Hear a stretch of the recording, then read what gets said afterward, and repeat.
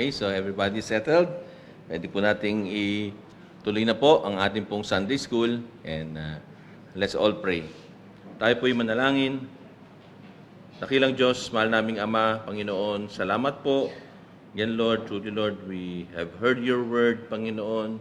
You have challenged us, Panginoon. At tunay po, bahagi po, Panginoon, that of our trials in life, Panginoon, are the sins, Panginoon, that we do, po Panginoon. Tulungan niyo po kami, Panginoon, na maunawaan po ito sa aming pong lesson today, Panginoon. Tagon niyo po ako sa inyo pong likuran at patuloy po, Panginoon, makita po namin your purpose in everything po, Panginoon. Thank you, Lord. All this we pray in Jesus' name. Amen. So this is part 2 po of our lesson 3 at na bahagi po ito ng ating pong series of lessons under the new life in Christ. So, nasa third lesson na po tayo. Kaya nga po nabanggit ko po last time na ituro na po in lesson 1, yun pong conversion, and Elder Perry talked about the changes. At ngayon po in lesson 3, we talk about the stage in the life of a new Christian, even a long-time Christian na po, that indeed there will really come a time in the midst of all the changes and the conversion in one's life, we continue to stumble. At last week po, kung maalala niyo po, okay, so in the slide, you can see the question that we are following. The question is, what do we do when we stumble? And last week, we addressed po the most important thing that we have to do, the most basic, the primary thing that we have to do, and that is, the next slide, confess. Confess is simply agreeing with God that we missed the mark. That's all it is. Last time po, we gave an illustration of a dart. Kung naalala niyo po yung dart. And we have to hit the bullseye. Kung hindi po natin tinatamaan yung bullseye, yun po, everything that is missing that bullseye is considered sin. So, kaya po kung tayo po ay hihingi ng kapatawaran sa Panginoon, hindi po tayo kailangan magsabi ng any other excuses. Lord, kaunti lang naman. Lord, maliit lang naman. Konti ko lang na-miss yung bullseye, no? It's all about, Lord, sorry, I completely missed the mark. That's all that is most important when we are confessing our sins. And, dagdag lang po, in the next slide, the lesson gave us an example, a Psalm of David, when he committed a sin against yung adultery po. The sin we're in Psalm 51, we can see, ang una pong mahalaga ay yung pong puso ni David. Okay, the man described that's after God's own heart. Nung po nagkasala siya, ang puso po niya ay hindi po nagmamalaki. Hindi po niya sinasabi na, Panginoon, karapat-dapat mo akong patawarin. No? He is appealing to God's mercy. Nagpapakumbaba siya na kung tayo po ay humihingi ng kapatawaran, we should be appealing to God and not someone who is asking because we deserve it. And next, forgiveness lies ultimately with God. Kasi bagamat tayo po ay nagkakasala sa tao, alala po natin, ultimately, all sin lies ultimately with God. And the next slide says that indeed, also as indeed God is wanting to forgive us, His mercy is fully available. Even remembering yung mercy po niya renewed every day. In fact, every time you get up in the morning, mercy is available. And as we look at the last part of, in the next slide, in Psalm 51, kita po natin, verse 10, create in me a clean heart. Only God can be able to give us the true heart of repentance, to renew a right spirit. Pag nagkakasala po tayo, alam po natin yon. It should be repentance. It should be a complete turnaround, 360. Ibig sabihin, hindi porket nagpahingi ka na ng kapatawaran, ay sapat na yon. Kailangan matanggal, matigil po yung kasalanan. And verse 11, okay, who do we need? It's God. Kaya nakiusap si David, huwag niyo akong iwan, Panginoon. The Holy Spirit continues to be with us. In fact, when we are sinning, the Holy Spirit is with us. Kaya magandang paalala po yun. Nung nagkakasala tayo, kasama natin ang Panginoon. Pero alam niyo po, kung hihingi tayo ng kapatawaran, kasama pa rin po natin ang Panginoon. And more importantly, in verse 12, there should be restoration. And who can do that? It's also God. To be restored in the joy of our salvation. So ngayon po, in the last part, maiksi lang naman po ito, we go now to the practical suggestions. There are practical suggestions that are reminded unto us kung ano pong dapat nating gawin kung tayo po ay nagkakasala. First, ay nakalagay po dyan, the next slide, get it over with. Ano po ba ibig sabihin yun? Parang gawin mo na, huwag mo nang patagalin. Okay? When we are sinning, the lesson tells us, okay, hingi ka na ng kapatawaran agad. Sometimes, ano po ba nangyayari sa atin? There is that question, is it really that bad? Minsan pa nagkakasala tayo, hindi naman maliit lang naman yung kasalanan ko. Tutuusin, kumpara mo sa iba, di ba? Hindi naman to dapat ng siguro ihingi ng confession. Again, we have been reminded, sin is missing the mark. So if we miss the mark, if we miss the bullseye, then definitely, that is worth confessing. Huwag po ating patagalin. Napakaganda nga po ng sinabi dito, confess it early, confess it often, and confess it fully. Alam niyo po, as long as we dwell in sin, ano po bang ginagawa? Hindi po nakatulong po to sa atin. Alam ko po, hindi po madali. When we are sinning, yes, we struggle. Pero alam niyo po, habang tayo ay nanatili sa kasalanan, ano pong ginagawa natin? Lalo lang po tayong lumulubog. Alam niyo po yun? Alam mo, may mali ka na eh. But in as much as you are still dwelling in it, it becomes worse. Lalo kang lumulubog dun sa kasalanan mo kasi you are not confessing it. Ayaw mo pang bitawan. Okay? At ano pang nangyayari? The more that we go further in sin, the more the walls, yung wall natin sa Panginoon. Do you experience that? Kapag nagkakasala ka, parang nahihiya ka sa Panginoon, ayaw mong mag-pray, ayaw mong lumapit sa Kanya. Ba? Hindi nakatulong po sa atin. So again, confess it early, confess it often, and confess it fully. Saka alam niyo pa po ano pang isang bagay kung bakit gawin natin itong early, often, and fully? Pag nagkakasala po tayo, okay, alam na po niya di po ba? Alam ng Panginoon kung anong ginagawa mo ng madaling araw. Alam ng Panginoon kung anong ginagawa, anong tumatakbo sa isip mo. Alam ng Panginoon kung ano lahat ng kasalanan natin. So what's the reason for us to hide it from Him? Po ba? Hindi gaya ng sa tao, di ba? Di naman alam ni Brother Perry na nung nag-basketball kami, tinulak ko siya, di ba? Di niya alam na ako yun, di ba? So okay lang, di ka mag-confess, di ba? Parang pakiramdam mo, di niya alam, di ba? Pero pag sa Panginoon, ba? Tatago ka ba? No, okay? God knows everything. So what's keeping us, okay, is a lesson for us, ba? Tandaan natin, get it over with, mag-confess ka na. Alam na niya yan eh. He's just waiting for you. Just waiting for you. So yun po yung unang paalala, get it over with. Number 2, the next is, sa next slide po natin, confess your sin to one another. Okay?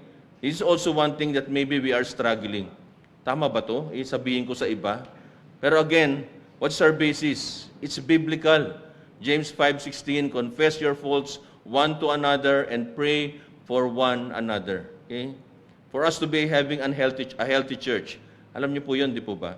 Okay? We are gearing towards that. And yung pong discipline, kasama po yun eh. And it's important that indeed, kung may kasalanan, okay, we should go to others, okay? Minsan kasi iniisip natin, in the next slide you could see, there are some questions na pwedeng tumakbo sa isipan natin eh. Pag inamin ko yung kasalanan ko, lalala lang to eh. Pag chichismisan lang ako, sigurado pag-uusapan ako niyan, di ba? Yung mga tao na gustong-gusto yung meron silang scoop, meron silang balita, pag nalaman nila, okay, this will spread like wildfire. And definitely, yung balita nito baka mamaya maiba. Okay? Pag ako nagsabit sa iba ng kasalanan ko, yung iba dyan para magja-judge sa akin. Okay? They will feel they are powerful than me. Di ba? They will judge me. Ako ba, nagawa mo yan? Di ba? Samantalang sila din, makasalanan naman. Okay? Yes, these things can really come to our mind pag nag-iisip po tayo about confessing our sins to one another. But the Bible is clear. In fact, we should be sharing our sins. Siyempre sa ating unang-una sa mga kapatid natin sa pananampalataya, that we are trusting. Diba? Yung pong unang pinakamahalaga eh. Kaya paalala din po sa atin to eh. If any, di ba? Nasa Bible po yan. If any of you commit sin, tell it to a brother. Pag hindi, di ba? You rebuke him, tell it to the elders, then tell it to the church. Kasama po yun eh. Kasama po yun sa proseso eh. Na talagang pinapaalam natin yung kasalanan natin because if the sin will be shared to someone who is indeed really following Christ, alam niyo po anong gagawin niya? Anong gagawin natin, di ba? Unang-una, we will pray for it. Diba? Yun po yung pinakamahalaga dito eh. And yes, indeed, if we are telling this to someone who is a trusted Christian, then definitely magkakaroon po ng constructive po na pag-uusap regarding sin. There will be no power na i-judge ka, na is-spread to as gossip. No. Okay? So again, it's biblical. Confess your sin to one another. Let's go over this. Diba? Yan po ang kasalanan eh. Alam ko hindi po talaga madali po ito. Kahit ako mag-iisip ako, laki ng kasalanan ko, di ba? If you are hiding a sin in your life na talagang ang gravity nito, talagang masisira ka, matatakot ka, di ba? But that's the way it is. We sin.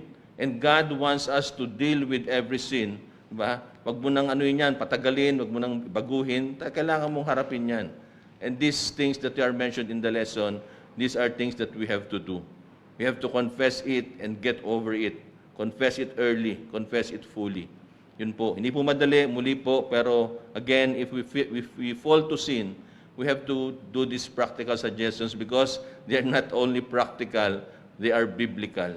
They are biblical in it. Pero meron po mga kaparaan. In the next slides, you can see, meron pong paraan eh. Okay? The fact of the matter, ito po yung katotohanan eh. Di ba pag umamin ka na ng kasalanan, alam niyo po, there's power in that eh. Matitigil ka na, di ba? Kasi umamin ka na eh, di ba? Inamin mo na, di ba? Let's face it. We could see from the news, di ba? Nung inamin na, nagsalita na siya na talagang they are involved in this multi-billion, di ba? Ano mangyayari? This will stop now. Alam na ng lahat eh, di ba? That's the fact of the power of sin is not when you bring it to the light. Okay? So there is help in it. Once na inamin mo talaga yan, matitigil na yan. And I know it's far more from sa turo ng Panginoon na dapat natin dependahan. Pero sa totoo po, when we confess it even to people, mahihiya ka na eh. Titigil na talaga yan. Okay? So let us see all these things. These are practical and yet, sabi nga kanina, they are still biblical. But let us look at the next slides. May kita po natin, this is what is important. Ito po yung dapat na maalala po natin sa sarili natin. Letter B, we should receive His forgiveness. Yes, He can. 1 John 1:9, if we confess our sins, He is faithful and just to forgive us our sins and to cleanse us from all unrighteousness. Alam niyo po, pag nagkakasala po tayo, ano bang nakikita natin? Do we see God o do we see ourselves? Kung titignan ko po yung sarili ko, at titignan ko po yung kasalanan ko, okay? Hindi po talaga ako makaget over. Okay? Ikaw, Gerard, Kristiyano ka, elder ka pa, ba? Nagkasala ka ng ganyan. Yes.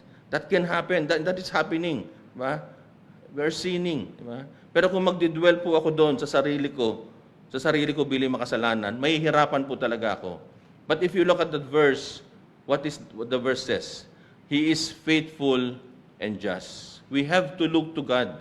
Yes, kaya tayong patawarin ng Panginoon. If you look to the next slide, kita po natin, talagang, paano ba tayo minahal ng Panginoon? O ba? Diba? Even before the foundation of the world, God loved us. Ba? Bago pa tayo maging Kristiyano, minahal na tayo ng Panginoon. Okay? If God loved us before, at ngayon, ano po ba natin ang Panginoon? He is our Father. Okay? If He is our Father now, do you think, di ba, the more that He can love us and the more He can forgive us now. Hey, look at to Him. Look at to God. Kaya niya tayong mahalin, kaya tayong patawarin. Utig na yung sarili mo. Wala sa atin. Nasa Panginoon po yun. You see, again, how could God really love someone who keeps on doing the same things over and over again? Father Gerard, parang kinonfess mo na last month lang yan ah. Inulit mo na naman, ginawa mo na naman, okay? Ba? Pero ano bang sabi ni Jesus Christ? Okay, if you look at the next slide, Jesus Christ is telling us, okay, in Matthew 18:21-22, we jump to verse 22, I say not unto thee until 7 times, but until 70 times 7. If Jesus Christ is telling us to forgive our brothers not only 7 times, but 70 times 7, pag sinasabi niya ba, ginagawa niya? Of course. He is the best teacher. He practices what He preaches. Pag sinabi ng Panginoon, patawarin mo ang kapatid mo, ako mismo, I assure you, my son, I can also forgive you 70 times 7. Maring tayo, hindi natin kaya yun. Okay? Grabe, 70 times 7, ilan na yun? Okay? It's to be literal about it. Pero ang totoo, ang Panginoon, kaya niya po. So again, don't dwell on your sin. Dwell on God. In the next slide, you could see na talagang ito po ang punto. Okay? Pag titignan mo yung sarili mo, okay? Tinignan ko ang sarili ko, there is nothing in me. Meron bang paraan? I can earn God's forgiveness kasi ako naman, di ba Lord, nagsiserve ako sa iyo? Di ba? Nag-serve naman ako sa iyo eh. May ginagawa naman ako sa church eh. Kaya siguro pwede mo akong patawarin. No. If you look at that, it means you are earning God's forgiveness. There's no way that we deserve God's forgiveness. So stop looking at yourself and begin looking at God. Okay? We don't deserve God's forgiveness. Okay? He can forgive us. Why? Because He is God. Okay? Yun siya. God who is faithful and merciful and He wants to do it. Okay? So kung may kasalanan ako, nakikita ko, isipin ko, deserve ako, hindi po kailangan ko pong gawin yun. Kailangan kong gawin, I look to God. He can do it. He is merciful. I don't have to say something to earn it. Diba? Kasi totoo lang po, lahat po tayo. If we sin, what do we deserve? We deserve death. Diba? Pero look to God. Okay? Look to God. It's all grace. It's all grace. We can never earn God's forgiveness. No way. No way po. Kahit ano pong tignan po natin. So kung nahihirapan po tayo na tanggapin ang kapatawaran ng Panginoon because we look at ourselves who is a sinner, stop looking at ourselves. Look to God. He is faithful and just to forgive us. Next. Yung next po, sa next slide, be cleansed. Okay? Minsan naman parang pakiramdam mo, lugmok na ako. Ang dumi-dumi ko na. Hindi na ako karapat-dapat na mapatawad. Okay? What's that? It's the guilt, di ba? Minsan pa nagkasala ka, natural po 'yun, di ba? Minsan sabi nga nila, it's being genuine. Kung totoo talaga nagsisisi ka, may kargahang guilt, di ba? Talagang bigat ng kasalanan ko. Pero how does God cleanse us from our sins? Okay? Tignan po natin. Sa next slide, we could see kung paano po. Okay? First, gaya ng sabi natin kanina, we look to Psalm 103. Okay? Again, this is a Psalm of David. Nahihirapan si David na linisin yung sarili niya with that grave sin that he did. Pero ano pong una niyang ginawa? Anong verse ba yan? In verse 8, and look at the open-close parenthesis. He looked to God. Okay? His character. He is merciful and gracious. He is slow to anger and plenteous in mercy. Okay? You look to God. Parang hindi ko kayang tanggalin yung guilt eh. Pero ayan, no? Slow to anger ang Panginoon. Diba? That's His true character. And you can see in the next verse, David gave us a more particular, a trait of God in His character. He will not always chide, neither will He keep His anger forever. What does this verse mean? God is patient, di ba? He will not always chide us, di ba? Pag tayo nagkakasala, tayo aminin natin mga magulang, di ba? Paulit-ulit tayo, we are being historical sa mga anak natin. No, baka nung isang araw ginawa mo na naman yan, kasasabi ko lang sa inyo kahapon, kasasabi ko lang sa inyo nung isang araw, okay? We rebuke them, yes, maybe that's our way, pero sa Panginoon, no, He will not always rebuke us. Will He keep His anger forever? Okay? Believe in that. Let go of that guilt. Kasi ang Panginoon yan siya. And verse 10, He hath not dealt with us after our sins, nor rewarded us according to our iniquities. When we are sinning, ano bang nakikita natin sa sarili natin? Okay? It's our sin. Okay? It's our sin. Pero ano sabi sa verse 10? He hath not dealt with us after our sins. God is dealing with us. Why? Because we are His children. Tanggalin mo yun. Huwag mong iano yung kasalanan mo. Tandaan mo, anak ka ng Panginoon. Okay? Then in that way, yes, I could be cleansed pala talaga. Pwede ko parang tanggalin itong kasalanan na ito kasi ang nakatingin ng Panginoon hindi sa kasalanan ko, kundi kung sino ako bilang Kanyang anak. And He can even reward me in the midst of our iniquities. And in the next slide, makikita pa natin, okay? Kaya ba natin sukatin ang pagmamahal ng Panginoon? For as the heaven is high above the earth, so great is His mercy toward them that fear Him. Anong sinabi dito? The measure of His love hanggang sa langit. Ganun kalaki.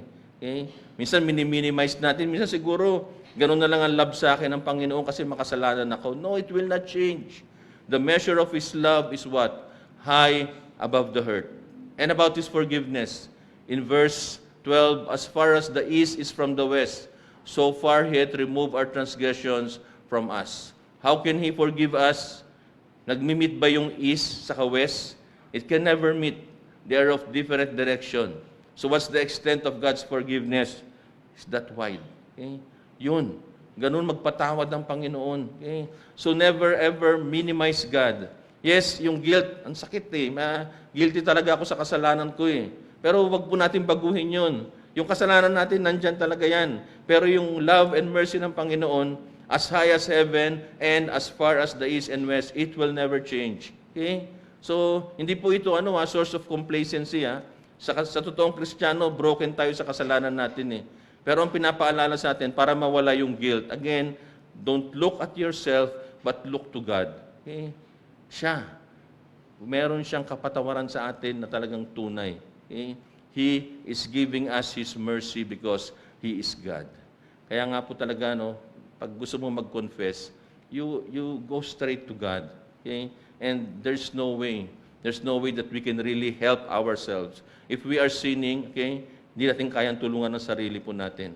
Nagkasala tayo nung kasama natin ang Panginoon, makakalagpas tayo habang kasama po natin ang Panginoon. And if we look at the next slide, okay, what we can see, okay, God is committed to forgive and we can enjoy the freedom that comes from being forgiven and cleansed. Have you experienced that? Na parang pag meron kang bit-bit na kasalanan, parang hindi ka malaya, di po ba? Parang there is something na may mabigat kang dala, there is something that is bothering your conscience always, there is that sin, okay? Pero ang sinasabi ng Psalm 103, we can enjoy the freedom, okay? Malaya tayo. Totoo sin noong una pa malaya na tayo, di ba? Although nagkakasala tayo pa rin, pero again, we have this freedom. We have freedom from sin. And we should be claiming it to ourselves, okay? Kaya nga po yung mga next verse na titignan po natin, in the next psalm, ito po yung kaparaanan natin. We could have the freedom of forgiveness as stated in Psalm 32, again, another psalm from David. If you look at verses 1 and 2, ito yung freedom na maharamdaman natin. Okay? We will be blessed. What does it mean to be blessed? We could be happy. So, ba't ang hirap? May kasalanan ako eh. It's difficult to be feeling blessed. It's difficult to become happy. Okay? But then again, if we look back sa lahat ng napag-aralan natin kanina, di ba? We can be happy. Because sabi niya, blessed is he whose transgressions is forgiven, whom sin is covered. Okay? Masaya. Maging blessed po tayo, pinagpala tayo na yung kasalanan natin ay mapatawad. Blessed is the man unto whom the Lord imputed not iniquity, and in whose spirit there is no guile. Okay? In the midst of all our sins, God is not dwelling on that sin. God is dwelling on the relationship. Kasi alam niyo po, if you look at the next verses, ito po nangyayari po sa atin eh. In verses 3 and 4, there are physical and spiritual consequences of sin. Look at what David mentioned in verse 3. When I kept silence, my bones waxed old through my roaring all the day long. And in verse number 4, for day and night thy hand was heavy upon me. My moisture is turned unto the drought of summer. Okay? There are physical and spiritual consequences. Pag may kasalanan ka, guilty ka, aminin po natin, di ba? Tayo, mabigat eh. Di ako makatulog, di ba? Di ako makatulog, di ako mapakali. Okay? Parang tulala ako. Okay? These are the physical consequences of sin that God wants us to let go. Okay? And in verse 4, thy hand was heavy upon me. Okay? Hindi pwede nating yan, tanggalin yan. Hindi mabigat ng kamay sa atin ng Panginoon. He just wants us to ask forgiveness. Okay? So, paano tayo magiging blessed? Isipin natin, let go of these physical and spiritual consequences. We can claim it. Okay? Huwag kang mag-dwell, huwag kang mag-sulk dyan. Okay? Yes, may kasalanan ka, napakabigat. Go to God. Yes, there will be possible. Diba? Alam na po natin yun eh. There is, God who is judge would have consequences sa ating po makasalanan. Pero, again, what will really give us freedom? Diba? Ito po yun. Ito po yun. Confess it and then all these things. And kaya nga po in verse 5 in Psalm 32, talagang pinapaalala mo, natin, wala pong ibang way. Wala po talagang ibang way. Pagka po tayo nagkasala, it's only through confession. We say these words, I acknowledge my sin unto thee, and mine iniquity have I not hid. I said, I will confess my transgressions unto the Lord, and thou forgavest the iniquity of my sin. We can say these words to God. Okay, we can borrow these words from David. Lord, I acknowledge my sin. Now I will confess my sin, and I know, Lord, Lord, thou forgavest the iniquity of my sin. So if we do this, we go back to verses 1 and 2. Now we become blessed. So pwede pala that while we are sinning, we could be blessed. Yes, because God is God. Okay? May paraan ng Panginoon po para sa atin. Diba? Sabi kanina, ano tinuro ni Pastor? Stewardship of trials. Okay? How about the stewardship of our sins? Okay? Anong gagawin natin? May purpose, di ba? God wants us to go to Him. Nagkasala ka, anong gusto ng Panginoon? Come clean to me, anak. Come clean to me. Wag ka nang mag-excuse. Sabihin mo lang yung kasalanan mo sa akin, and I will be faithful and just to forgive you. Okay? So, yun po, aminin po natin yan. Kung tayo po habang namumuhay sa Panginoon, sin is, diba? May nakita akong joke, diba? Bakit ano daw ba yung letter S? Diba? Letter S kay Superman, diba? Sabi, small daw yun, kasi masikip yung damit niya eh. Sa akin po, if there is an S in this, it's sin. Yun po yung totoo po. Nasa gitna, nasa puso po natin, there is sin. That will not change. Habang andito po tayo, that sin will dwell. Okay? Pero, is there a Superman in us? Hindi po. Nandun din po yung Superman. Okay? Sino po ba yung nasa puso po natin? May sin sa puso mo eh. But there is a Superman in that heart. Who is that? It's Jesus Christ. Jesus Christ, when we were saved, the Holy Spirit, He indwelled us. So the same sin that dwells in our heart, there is also a space wherein Jesus Christ is in there. At yung tandaan po natin, may sin tayo, pero Jesus Christ is in us. He can forgive us. Okay? There's a Superman in us. That's Jesus Christ. Kaya nga po, if we end, ito tayo mag-end sa last slide po. Okay? Ito po yung pinakamahalaga. Okay?